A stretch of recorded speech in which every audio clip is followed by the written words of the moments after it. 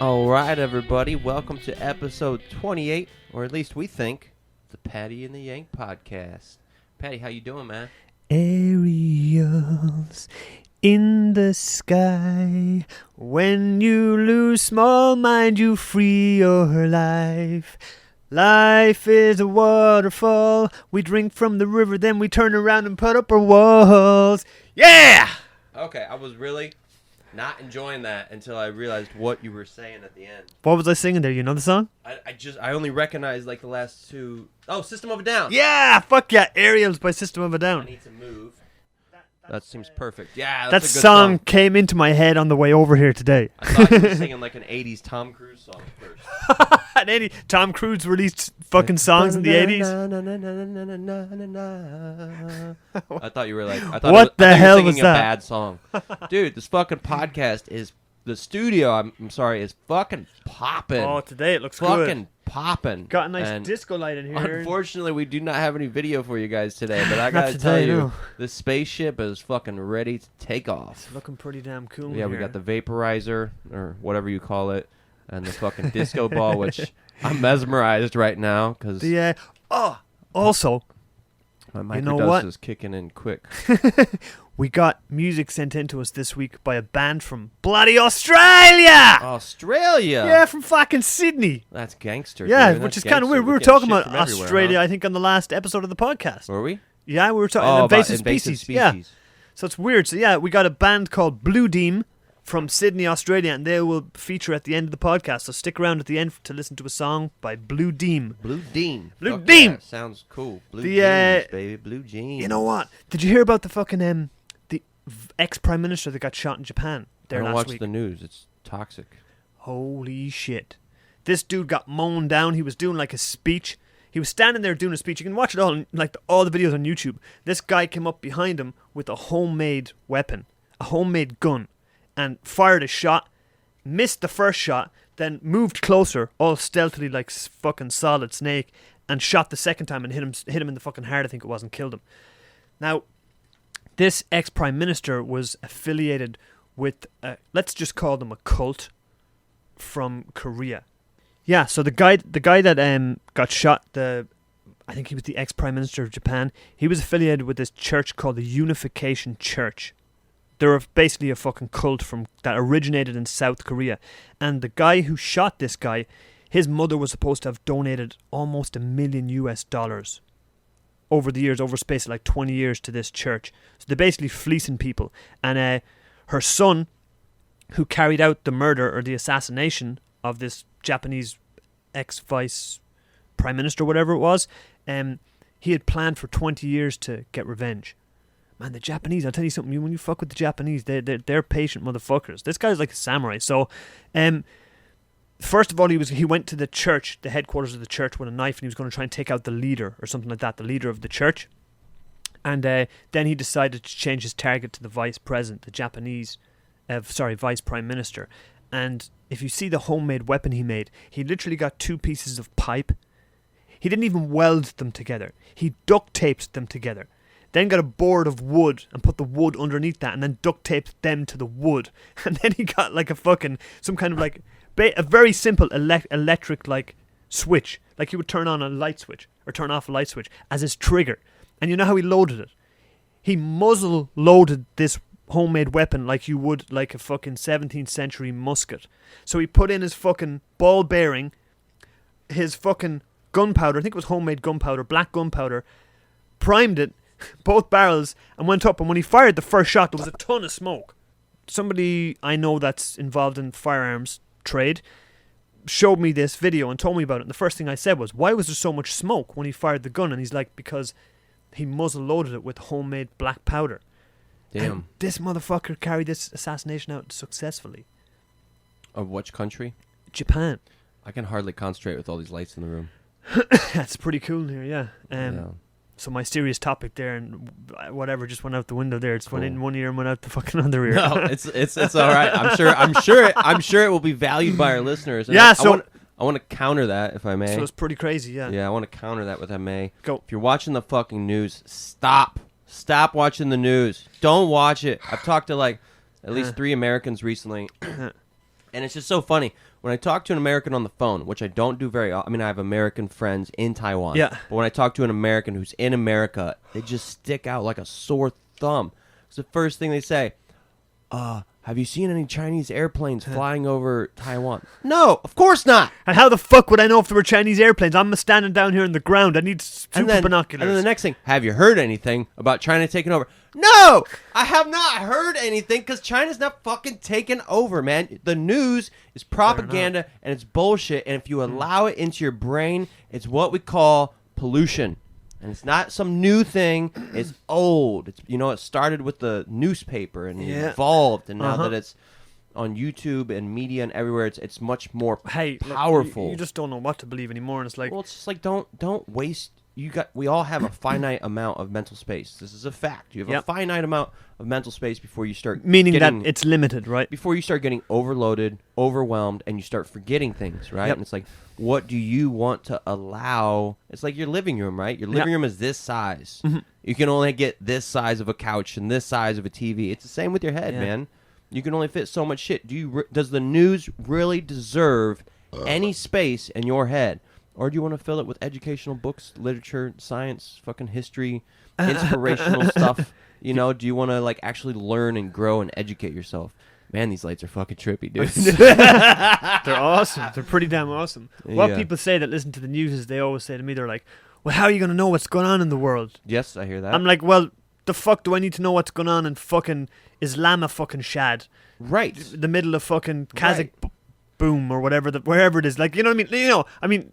That might seem like a small-minded way of thinking about it, but it's like, hey, I got my fucking life that's going on here now. I got things in front of me. I got people in different countries. It's like, I don't need to watch the news and know what's going on in fucking Mars. And it's always bad news. Give me some good news. Maybe I'll watch it then. The only thing that matters to me is my one day at a time. Like this day, this moment. Are there Chinese soldiers knocking at my door? No. So I'm not going to focus on it. I'm going to focus, I make my to-do list every day. My breath work, my meditation, whatever. I'm not going to go into it. But that's the shit that I control. That's the shit that goes in my head because it's real. It's real. A lot of the news ain't even fucking real. So hey, it's stop only watching the news, guys. And my listen last to Paddy and the Yank. my last comment there might make me sound bigoted or small-minded, but I'm not at all. Like, I'm reading a book at the moment that you lent me called 1,000 Splendid Suns. Oh, gangster, how's it going? Set in Afghanistan. It's absolutely amazing. Fucking awesome, right? Brilliant book. So if you, for our listeners, if you don't know 1,000 Splendid Suns, the author's more well known for his book, The Kite Runner, which I think was his biggest seller. And I've read The Kite Runner. I've also read 1,000 Splendid Suns, so I tossed that to Paddy because I knew he loved the palpable pain in that book. Yeah, it's like it was pulling at my heartstrings immediately. Like, do you know what I mean? Mm-hmm. A book like that it brings your empathy to the forefront very, very quick. It's just like, I don't know, it should be like a test for psychopaths. Like, read books like that, and if you don't feel any emotion or empathy or anything for the people that you're reading about, then you're probably a psychopath or a sociopath. But so it's a very, very good book. About Afghanistan, and follows two different Afghanistani women at the start. So far, I'm on the second part of it, but it's already. That was an accident. I'm sorry. Man, the Yanks over here fucking taking flashing pictures and shit. I took some, not shiitakes, not lion's mane, not cordyceps, but these all belong to one family, the mushroom family, which we'll get into later. So if I trail off or trail away, you guys, I'm taking pictures of Paddy right now because he looks really cool. The fucking flash. Actually, you don't even want the flash because there's all these cool lights behind you. That blinded me. I'm blinded sorry. by the lights. When you see these pictures later, you'll understand why I was taking them. All right. But pictures never look as good when you sober up. Okay, cool. So we got a topic today. Go ahead, hit me. Awesome. The topic today is Ibogaine. Ibogaining what?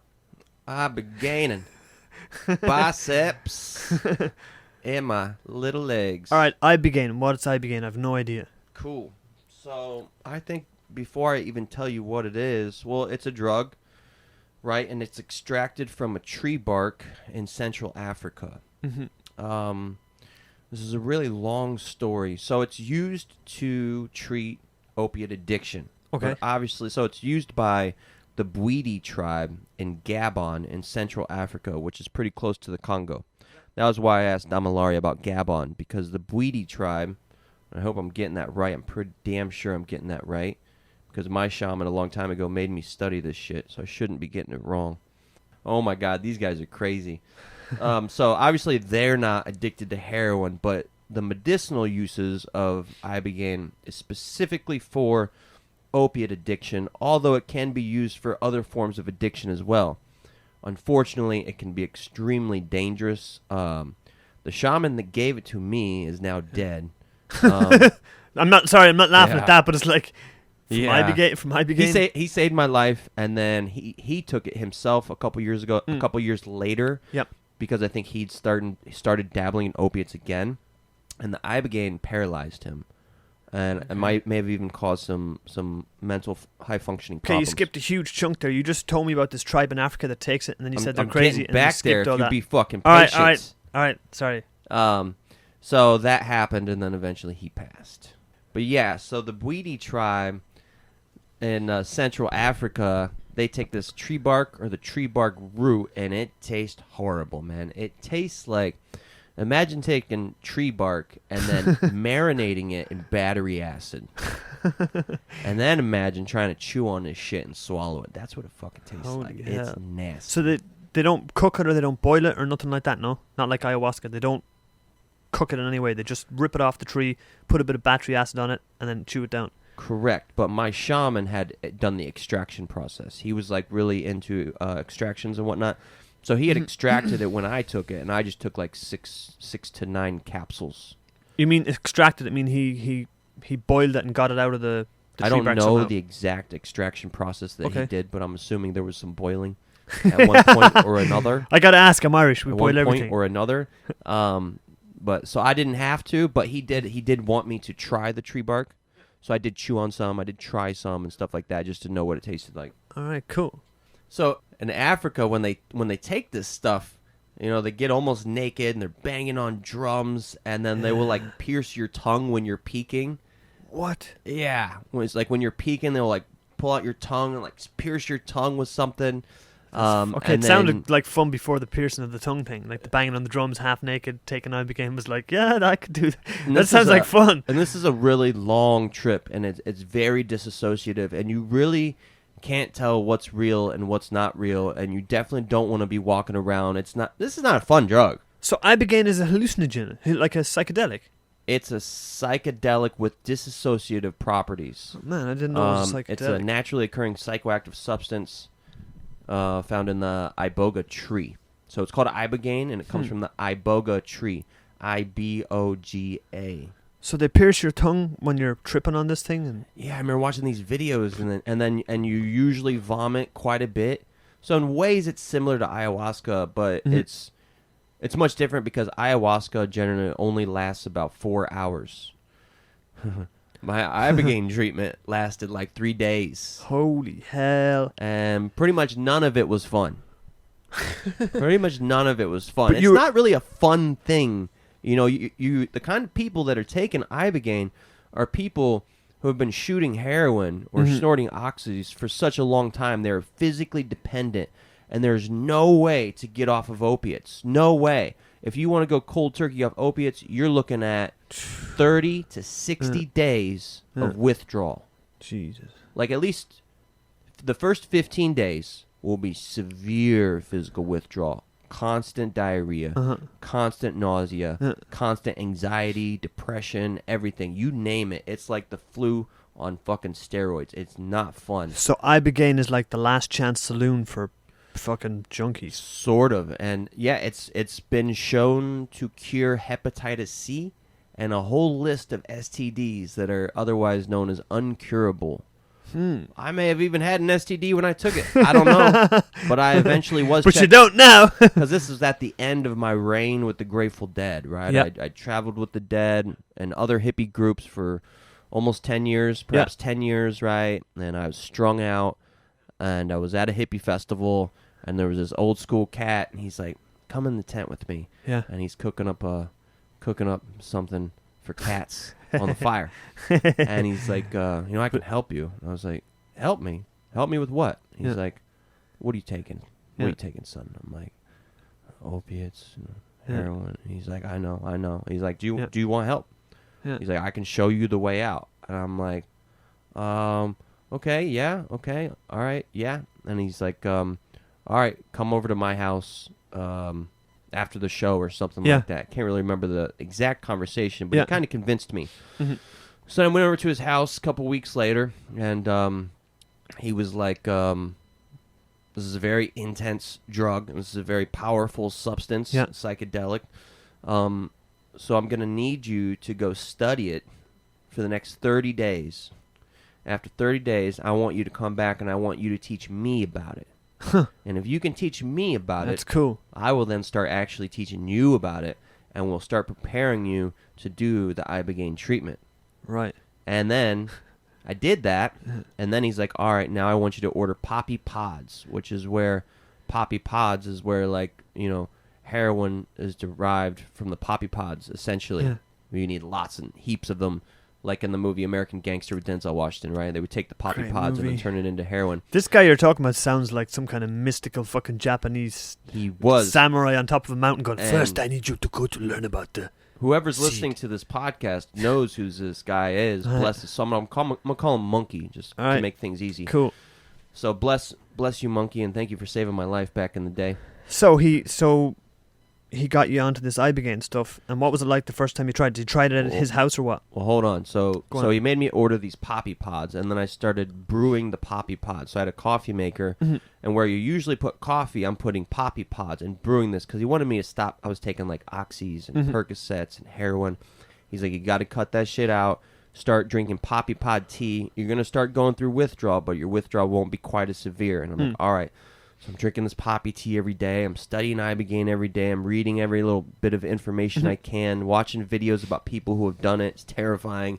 Then I'd go over to his house, and he'd let me maybe eat a little bit or something like that and try it, which tasted terrible. And then I think after about 2.5 months of preparation, I was ready. Damn, you're a patient, man. You were a patient heroin addict. Fuck. At that point, I had already lost almost everything. I think my girlfriend hadn't left me yet. Dogs weren't gone yet. Still had my truck. Still had my truck and my dogs. Things were relatively okay. But, you know, getting off opiates is one of the hardest things any man will do, any man or woman or whatever you are, will ever do. It's extremely hard because after, like, 5 days of, you're like, well, shit, I could just go get a Percocet and all this will go away. Yeah. You know, and how do you trick your mind into not doing that? Yeah. It's very hard. Yeah. And I think by the end of this podcast, I'll go into how I eventually got off opiates. But let's talk about my actual treatment. Go. So, I got high for the last time, and then I went to my buddy Dean's house, and Monkey came over and took me down in the basement in a bedroom and put 3 mirrors in the bedroom. He said mirrors are very important while you're on this Ibogaine treatment experience. So the mirrors were there. He put trash cans next to me in case I needed to vomit. And then I took 3 capsules. They were very large capsules. I remember they were very hard to get down. Waited an hour, and then I took 3 more capsules. And then I almost immediately started vomiting a little bit. And then I think I might have taken a few more capsules. Monkey then sat in the chair next to me while we had these videos about Ibogaine playing on my computer, and I just laid there. And that was when I kind of started going in and out of sleep and in and out of consciousness. And very quickly, you lose touch with what's real. You don't really... Yeah. You start to lose it because essentially, you can't tell if you're dreaming or not. You can't tell what's real or not. You lose all motor skills. There's no walking. Which is funny because in Gabon, in Central Africa, where they take the iboga, you were dancing, you were drumming, all that stuff. But I couldn't even walk to the bathroom when that shit kicked in, man. Like, I needed someone to help me walk to the bathroom. So I don't know how they do that shit in Gabon. And if you try to walk around, it's the worst motion sickness you can imagine. Holy hell. So the stuff starts to kick in. Monkey stays for a while, but he had a family to take care of, so he had to leave. So this stuff starts kicking in, right? Once it starts kicking in, you can't really move your head too quick. If you look to the right, your whole vision will look to the right a second slower, and then it'll go.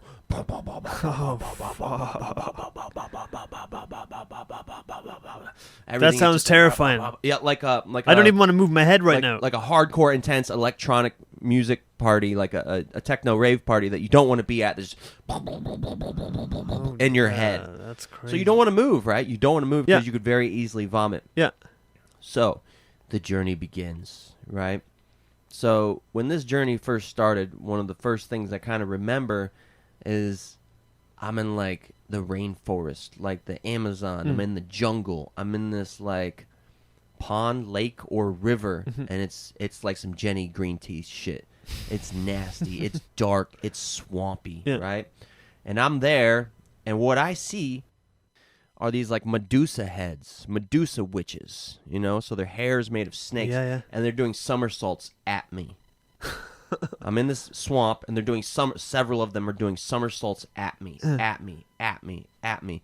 And this must have went on for like several hours to the point where I am nauseous, I am motion sick, I am vomiting.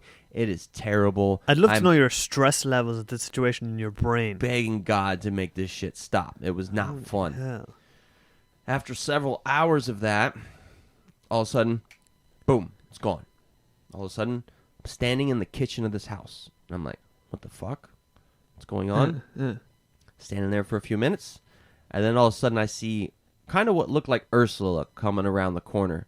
Ursula? What's Ursula from The Little Mermaid. Oh, okay. So the bottom half was like this black dress, and coming out from the bottom of the black dress were like tentacles, you know? And she's like, the tentacles are what's making her walk. And then when I see... Sounds like a fucking horror movie. When the face comes around the corner, I realize it's one of those Medusa fucking witch bitches that I was just in the swamp with. I'm like, fuck, right? I turn around and there's stairs. I start running up the stairs, and I just run up floor after floor after floor after floor. At this point, it really did feel like one of the Nightmare on Elm Street movies. It already sounds like worse stairs than that. and stairs and stairs and stairs, and then I come to this point, right, where it's just a wall. Yeah. Not a door, a wall. Obviously, there's no way to walk through the fucking wall, right? I hit the wall, and I'm like, fuck, shit, this is it. This is the end. I'm done. I turn around and wait for Medusa, and while I'm waiting for Medusa, my body starts vibrating, man, shaking. And then my body exploded. No joke. This happened. My body exploded, and what remained of me was a perfect circular green light of energy, never ending up and never ending down. This is mental. So I'm standing there, or whatever you would call it, vibrating, right? Yeah. And then all of a sudden I just beam out of the house, crush through the sky, and go straight to the heavens and the stars, right? And there I am in space, like this perfect circular green beam of energy just vibrating. Yeah. And I look over to like my left, and I see another perfectly green, circular green beam light of energy. But this one looked like a throne. It was like a green beam, but at the top there was a circle, and then legs coming out at the bottom, sort of like an Egyptian king statue or something like that. Hell. And I'm looking at it, and then I realize this thing is some sort of deity or god. I don't really know, but it's definitely an authority figure, that's for sure. And it starts telling me my responsibilities in life, which I have now forgotten, but that must have been important at the time. But I reckon it had a lot to do with being whole, being one with everyone, and I really don't remember, to be honest. This sounds like an absolutely intense fucking trip experience. It was extremely intense, and none of it was fun. So that was kind of the climax. That was the apex. That was the summit. That was the pinnacle of the journey, right? Yeah. That was kind of the last thing that happened. That was the peak of this trip. That was the peak of the trip. I made it sound much shorter than it was. Now, this happened over a 3-day period. So there's a lot of stuff I don't remember that happened. I remember trying to get up and go to the bathroom, and I could not walk. I could not do anything. And periodically, people would, Dean, my friend I was staying with, would come check on me. Yeah. Monkey would, sometimes I'd wake up, Monkey would be sitting there. Sometimes I'd wake up, Monkey wouldn't be sitting there. So I didn't even really know if he had ever been sitting there, because you really don't know what's real and what's not. That's how mysterious this Monkey character is. And my girlfriend had come down, and she was high on opiates, and I could just see it. Because the Ibogaine is so anti-opiates. It's literally just flushing opiates out of your system. So when she came down and I looked at her, I was just disgusted. I was like, you filthy fucking animal. Your eyes are crying Percocets. Ugh, you swamp rat, you. Yeah, you swamp rat, exactly. Holy And so after 3 days, the visual effects were starting to wear off, right? I was starting to get my wits about me. And so my buddy Dean was like, why don't you come upstairs and try to eat some food? I'm like, okay. So I go upstairs, and he makes me a plate of food. It was like rice, beans, and some saucy meat or something. I'm sitting on this chair holding this plate of food. I'm looking at it, and you've taken psychedelics before. Pretty recently. Yeah, quite recently. Yeah. Me too, like 2 hours ago. So you know that, like, if you take a lot, things can start to look kind of static. Do you know what I mean by that? Like the TV. Remember back when we were little, when the TV goes like shh, like that. You can start to see things start to look sort of static. So like for me, I couldn't tell where the table stopped and the wall started. That's how staticky things were. Oh, man. Like visually, I was still pretty fucked. Yeah, I understand what you're saying. Yeah. So he gives me the plate of food. And I'm looking around for a while, and then I look down at the plate of the food, and I'd forgotten what it was. And I'm like, what the fuck is this? And like I said, my vision was so staticky, it just looked like one blob of things on this thing, and I could not make it out. And I was so curious about what it was, I started tipping the plate, and I poured all the food right on his white carpet. Oh, man. Now, Dean, I love you, started laughing. He's like, good for him. He's like, I think you need to go back down in the basement. I think you need to go back down to the basement. Yeah. And I think my girlfriend might have been there too, and they both just they're like, yeah, this dude's got no grip on what's real and what's not. Yeah. And so they sent me back down. Man, that's wild. Yeah, so I go back down for another day, 1 to 2 days, until finally I can really actually like grasp what's real and what's not. And I remember the first time I went to the bathroom, I looked in the mirror and I was like, damn, I look good. Like, I look really good. Holy shit, I look good. Yeah. Then I was like, I feel good. It was winter, I remember. I feel good, but I want to go outside. I want to run. And I went outside and I went jogging. And at that point, as a junkie and now recovered junkie, that was pretty alien, right? Like I said earlier, opiate withdrawal can last anywhere from 15 to 45 days. Whoa. Here I was, about 5 days after, with zero withdrawal. That's unheard of, Paddy. That's unheard of. Man. Like, I had no diet, and we're talking diarrhea, sweats, cold sweats, hot sweats, all that totally gone. Oh, this legit is a miracle drug. And so I went outside, I started running, and I felt like $1 million. And now I'm going to explain to you why I felt like $1 million. And I want to try to get the neuroscience right. But what I've been told, and the way I remember it, is that Ibogaine essentially goes in your brain and refills all your neurotransmitters. So it refills your serotonin, your dopamine, your norepinephrine. Any sort of chemical imbalance you have, it balances it out. So it's basically like hitting the restart button on your computer. It's like, well, it does two things, right? Yep. It's like running the like the malware, takes out all the viruses. Yeah. Then after it takes out all the viruses, it does a reboot. And your brain, it's like you're an infant again. Like all that damage you did from all the, or from, not from just drugs and alcohol, but maybe trauma as well. Yeah. It just kind of refills your brain and balances your brain out, and you feel so good, man. You feel so good about yourself and your place in the world. Rejuvenates you, like, after... Rejuvenated, you know? But you have to go through fucking... hell to get to heaven, and that's what they usually say, right? Things got to get worse before they can get better. Yeah. And so it is a Ibogaine. It's a serotonin reuptake inhibitor. and it acts as a moderate opioid receptor antagonist. Okay, and that's very important, right? So it's helping with your serotonin and your opioid receptors. Thus, it helps you get off heroin or whatever. Now, is Ibogaine, are you able to get that in America as treatment? Like, is that... No. You're not? I think people tried to... Think about that, man. I figured that. So, yeah. in America, what are the pharmaceutical... We've talked about this with the Sackler family, right? Yeah. What do? They want you strung out and they want you addicted. Yeah. Money. They want to make money, man, right? Big pharma's big dollars. What good is a one-time cure? That is not financially sustainable. There you go. That is not a good business model, man. Yeah. That is not a good business model. Yeah. So obviously it's banned just for that reason. There's nothing more I need to say. Corporate fucking sons of bitches. And I think... Give us our Ibogaine. I don't know if the Sackler family got behind methadone or not, but methadone is a huge thing, and I got a friend, David. I don't think he'd mind if I said his name, so I just said, I love you, David. He's been on methadone for like 12 years. And that's the thing about methadone. Methadone's an extremely strong opiate. There are two different opiates you can use, methadone and Suboxone. Suboxone's, I think, an opiate blocker. But these are things you can take to get off. But the unfortunate thing about methadone is if you get on it, the chances of you getting off of it are slim to none. It's for life. It's for life. That's how hard it is. You drink to get methadone, right? You get it in a little bottle. Yeah, so you have to go to a methadone clinic, and when you first start, you have to go to the clinic every morning, take your shot, and then you leave. You got to go back every single morning. And then if you prove yourself trustworthy, at some point, they'll start allowing you to take it home.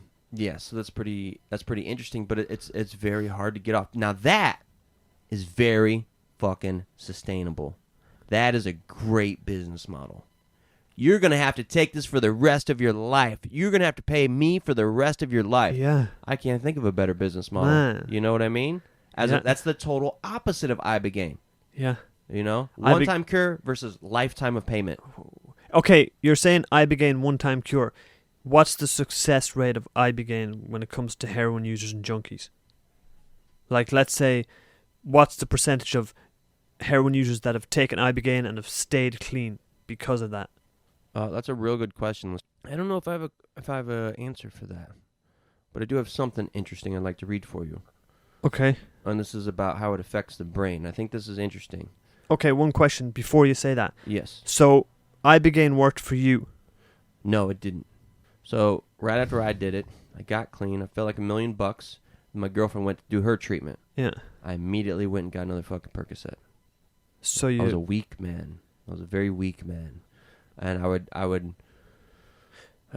Paddy, this is very hard. It was an immediate cure for all physical withdrawal. That was a fact. Okay. So maybe I got the wrong end of the stick here. I thought you said Ibogaine was a sure cure for heroin addicts, that they take this Ibogaine, they go through this trip in this hell, and at the end of it, they'll come out the other side and they won't want to use again. They're done with it.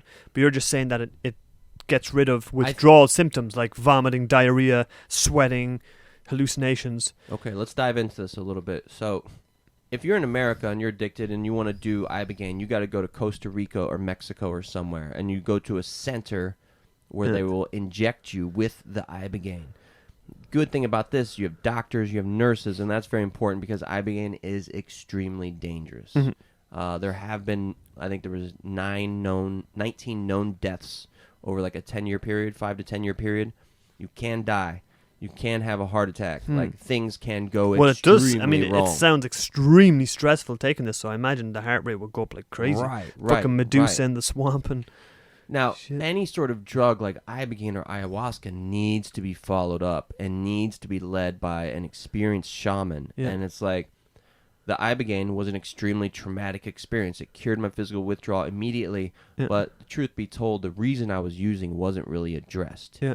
And what I didn't realize at the time was that if you have an addiction in a city, then you have to leave that city to get clean because you have triggers everywhere. You don't even know it. Like, that stoplight's a trigger. Yeah. That speed limit sign's a trigger.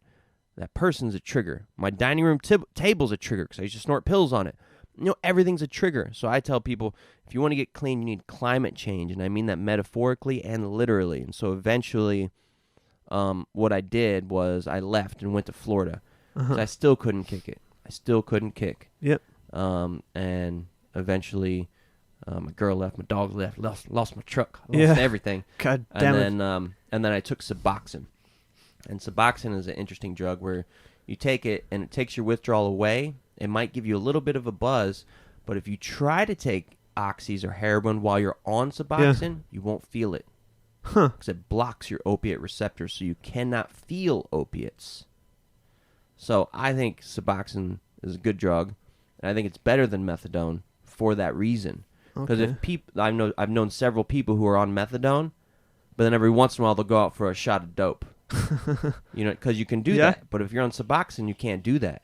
You can't just be like, you know what? I think I want to get high today. Because you got these blocker in your brain that will prevent you from getting high even if you take it. So I took Suboxone and I weaned myself off. And then after I weaned myself off, I went straight to Florida. And I lived in Florida for 3 months and went to music school and stayed with these guys that had been in the Navy. And then, boom, I was finally clean and sober for good. And how long were you using for? How many years? 4 years. 4 years? Let me give a real honest answer to that. Well, I started using drugs when I was 16. I started shooting oxys when I was 16. Yeah. Stopped. Switched to crack. Yeah. Switched to meth. Fuck. Then I got clean. Then I went back to meth. Yeah. Then I got clean. And then I started doing Vicodin around the age of 22, 23. Yeah. And then Vicodin slowly led back into like harder painkillers, Percocets. This is the Sackler story, right? Fucking Sacklers. This is the Sackler story. Evil sons of bitches. And then, so maybe I want to say 3 or 4 years, on and off, mostly on. And by the end of it, I was shooting the dope because it's much cheap, just like it's cheaper than the oxys. Because at one point, an 80 milligram Oxycodone cost $80 on the street, dude. Whoa. You can get 4 bags of dope for $80. Why would I get 1 pill when I can get 4 bags of dope? Yeah. So I was doing that, and Ibogaine showed me there was a way out, right? Yeah. But I wasn't really ready for that way out. It's the hardest thing, It's one of the hardest things anybody can go through and triumph. And how long has it been since you've shot any of that kind of shit or done anything like that? 8 or 9 years. 8 or 9 years? 8 or 9 years. All right. I dabbled a little bit during college, actually. Really? Unfortunately, there was kind of like every once in a while I just dabble a little bit. Never went into full using again. I never became a full-on opiate addict again. Do you believe you have an addictive personality? Obviously. Well, that you could relapse and go into, because I knew somebody that had a terrible crack problem when I was living in Canada. I had known them for a year or two. They were stone cold sober, clean, everything was grand.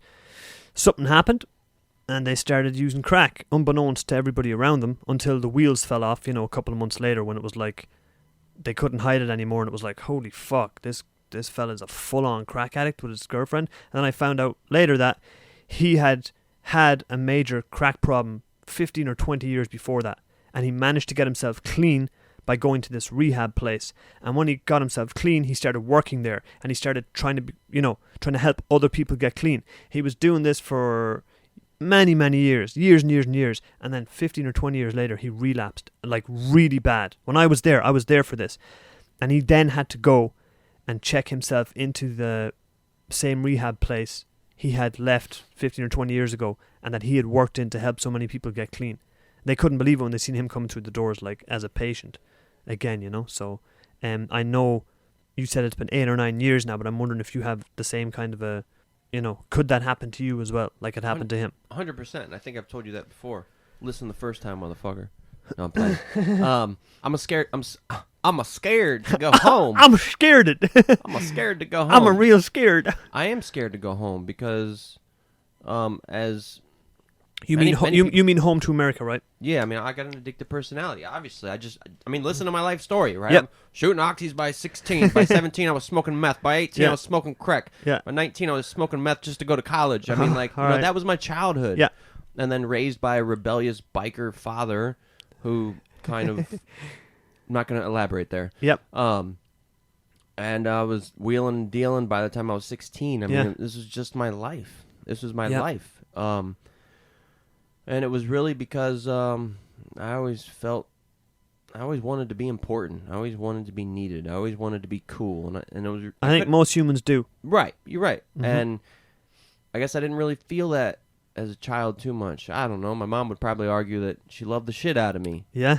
But the way I perceived it Yeah. and the way she perceived it, those are two different realities, right? Yeah. And a child has a very limited way of perceiving the world around you. Yep. And so I perceived I remember I was alone a lot, man. I was always alone. Growing up as a kid. My mom left my dad, thank God. And then my mom had to work a lot to take care of me. Where does that leave me? You know, it leaves me spending a lot of time alone. And as a child, you don't know how to perceive that. Yeah. And so you think, oh, nobody loves me. I'm not fun. Nobody wants to be around me. I'm not really sure if I had that exact thinking or not. But I would think that that's how a kid might feel. Like, oh, there's nobody here because nobody loves me or nobody wants to be around me. I must not be fun. And so I legitimately did feel that way in middle school and high school. You know, I legitimately did feel, oh, I'm not important. I'm not loved. I'm not cool at high school. And at that time, you didn't have any brothers and sisters, right? I did not have any. So you were an only child then? I was an only child up to the age of 13. Okay. And that was around the time I started doing drugs and stuff. Okay. And so I started doing drugs, and then I realized I could sell them. Oh, buddy. And then I was like, holy shit. Now, all of a sudden, my phone's I had a little Nokia phone, right? My phone's blowing up. Hey, can you come over here? Yeah. Heck yeah, I'm on my way. Hey, can you come over here? Heck yeah, I'm on my way. I'm like, holy shit. For the first time in my life, I am important. Yeah. I am wanted. Yeah. I'm needed. People are craving me. I finally got something, you know? Yeah. And so I think the whole addictive personality developed in that way. I started popping pills on a daily basis, and it gave me, we've talked about this before, but when you're in your mother's womb, and if your mother's scared, right, your mother has the ability to send opiates into the infant's brain, the fetus's brain. The mother can give you Xanax, essentially, and opiates or heroin, essentially, right? Unless she's scared, unless she's stressed out. If she's scared or she's stressed, she is not giving you the opiates she is supposed to give you. She's not giving you the benzodiazepines she's supposed to give you, and she might be flooding your system with cortisol, which is the stress hormone. So I think I probably went through a lot of that. And the first time I took a Klonopin when I was 13, 14 years old, I was like, wow. I felt so much relief, you know? Why? I think I kind of came out with a chemical imbalance. If Tom Cruise was dead, he'd be rolling in his grave now. How so? Because Tom Cruise is against, like, all these, like, he's against psychiatry. He's against, like, antipsychotics. He's against all this kind of stuff. He's like, but no, Mark, you don't know whatever the drug is. Well, he's a Scientologist, right? Yeah. Anybody... I mean, Tom Cruise, like, he's made some good, but I'd love to just slap him in the face if he started going on the way he goes on. Like, because he seems when he walks into a room, he seems like, you know, he wants to be the dominant one. He wants to be the powerhouse in this room. He wants to control everything. So if I met him and he was like that, I'd love to just slap him open palm and go, "Shut up, Tom. You're just a human." That's all. Anybody that marches around saying things are wrong, has some real problems. And when we first started podding this podcast. I did have some pretty strong opinions, and with each episode we do, my opinions become weaker and weaker and weaker, because I realized by having beliefs, by having opinions, it causes me to be reactive and aggressive. And now, every time we record a podcast, I listen to that podcast, and I was like, I really don't like that about myself. I don't think being reactive, angry, or aggressive is good for your body, your brain, or your soul. You don't have to believe in a soul, but I don't think it's good for you. And if you have strong reactions to something, I think you should really ask yourself, and that's something I've been doing this week, why? My buddy told me he was going to take ayahuasca, and I was like, oh, you shouldn't do that, blah, blah, blah. And I was like, wait a second, why? Like, why, Yank? Why did you just react so passionately? And I realized the reason I reacted so passionately is because I think that dude charges too much money. I think he might not be legit. The shaman I'm referring to. Yeah. And a while back, my girlfriend wanted to take the ayahuasca, and I have this fear that if she takes ayahuasca will show her who I truly am, and she'll leave me. And so I had this really negative reaction to my friend. Yep. Actually had nothing to do with him. And so, like, I assessed that, and like an hour or two later, I sent him a message. I was like, hey, man, I'm really sorry. You're going to have a really great journey. He's actually there right now. Doing ayahuasca. Doing ayahuasca. All right, big shout out to him. So hope it goes shout well. out to him. Go, go, go. You, man.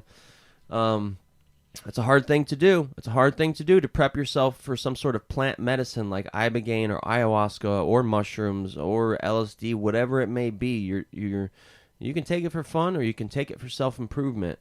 I took it this morning because that's what we're talking about today. It's the right time. It's the right place. It's the right setting. So that's Ibogaine.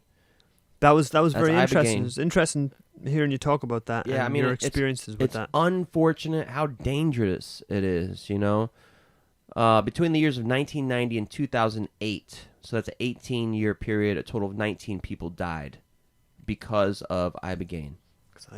6 of them died from acute heart failure and cardiopulmonary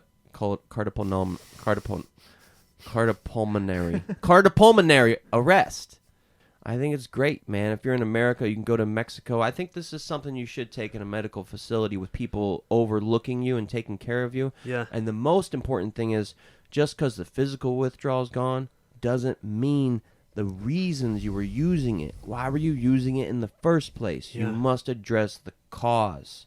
You Yep. know, if we're using a Yep. drug, we're using it because it's giving us something we need. That is a fact. It's just masking a lot of the times, masking the actual problem and not fixing the problem. It's Right. not a solution to the problem. It's just a mask. Yeah. It's temporary until you stop that, and then it's like you haven't really And then went the to the problem root of comes it. right back, There you right? go. That's You what haven't happened to went me. you haven't went to the root of it and found out what that was. Right, and I think back then it was like, I don't know, I felt unfulfilled, and I wasn't comfortable with who I really was. And that was probably because I didn't really know who I was. If you start using drugs at that young of an age and you don't stop, and those Yeah. are the most important years, right? 15 to 25 years old? I started smoking weed about 13. Yeah. Well, the first time I smoked a joint was 13, and then after that it was just hash. We're in Yeah. Ireland, so it was hash. It wasn't weed. I didn't start smoking weed until I was probably 16 or 17. It was mainly Yeah. hash then, so it wasn't as strong. So, Yeah. but yeah, But those are like, if you're fucked up, I mean, you're supposed to be becoming an adult. yeah, But if you were like high on really strong drugs the whole time, that's crazy. there's a lot of stuff that should have been dealt with that never got dealt with. That explains a lot, Yank. I know, It explains a lot. Well, I feel like I'm making a lot of progress now, and I think that's thanks to the podcast. That's thanks to Yep. teaching babies, 2.5-year-old babies. Man. It's thanks to Don Miguel Ruiz Yeah. and his books like The 4 Agreements and The Mastery of Love, and shout out to Kevin for all his support for the podcast. Who's Kevin? We actually need as much help as we can get right now, guys, because we need a new audio interface for our interviews. Here's our knees on the ground, hands out, begging moment. Well, I was gonna make it not a beg, but thank you very much, Paddy. We're trying to get a new interface for the studio, and that's because our current interface only has 2 inputs, and we need more inputs for our interviews. So, If you enjoy the podcast, if you like what we're doing, if you get some kind of satisfaction, if you get a laugh out of what we're doing, whatever, if you enjoy what we're doing, man. Inspired too. yeah, there you go. You can help support this podcast by going on to Patreon. Patreon, I think it is / Paddy and the Yank podcast. And just look, if you met me or the Yank, would you like to sit down with us and have a chat and have a cup of tea or a cup of coffee? If you would, you can donate the price of that on Patreon once a month. It's 4 podcasts. $5. Yeah. You know what? Let's wrap it up and leave it there. Yeah, I'm totally down. Cool. That's my story, and I'm sticking to it. Man, that was very interesting. That was very interesting to hear you talk about all that stuff. And yeah, follow us on Instagram, Paddy and the Yank _podcast. We got the YouTube channel up and running. Every bit helps, like the podcast, subscribe to it, and share it. Share it and comment. You know what I mean? It all helps us grow and helps us keep working on this thing. And today, I'm loving this. We've got some music in from Australia. That's awesome. Yeah, From I'm fucking glad Australia. I'm glad. I love Ireland, but Yeah. I'm glad we're getting some music from other countries. So am I. So these guys are called Deem. You can check them out on Spotify. You can check them out on Facebook, on Instagram.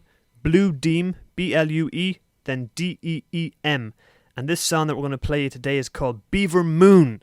Beaver Moon. Beaver Moon by Deem, all the way from Sydney, Australia. Let's G'day, rock it mate. out, Yeah. All right, fuck yeah.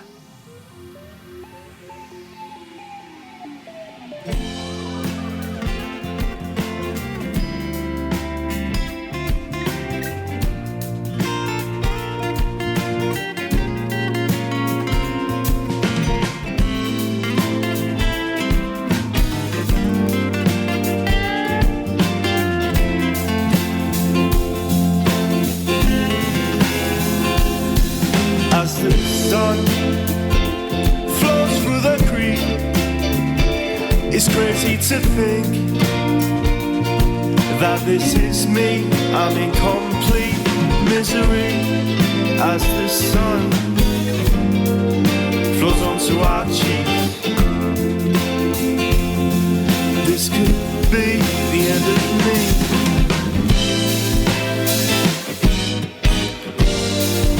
We're all broken souls. I got a heart that's oh so cold. We're all broken souls. And I've just got to know as our love flows through the deep, the blue sea. With every drop that I bleed, you seem to need more from me. You seem to crave all of these things. Can you please stop fucking with me?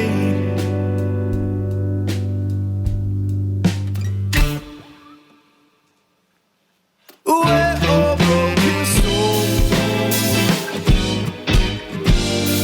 Got a heart that's oh so cold. We're all broken souls.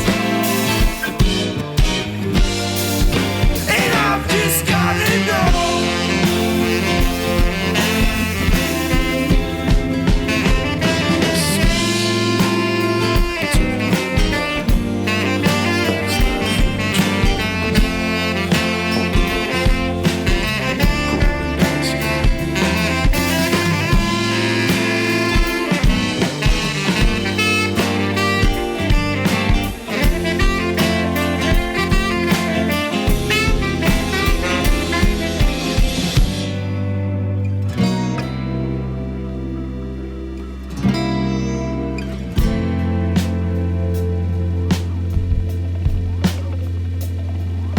The fields are grey, another day, another monster. The birds didn't go my way.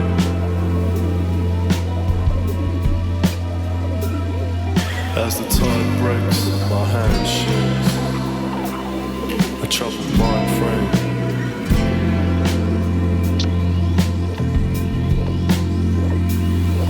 I have risen from the surpassed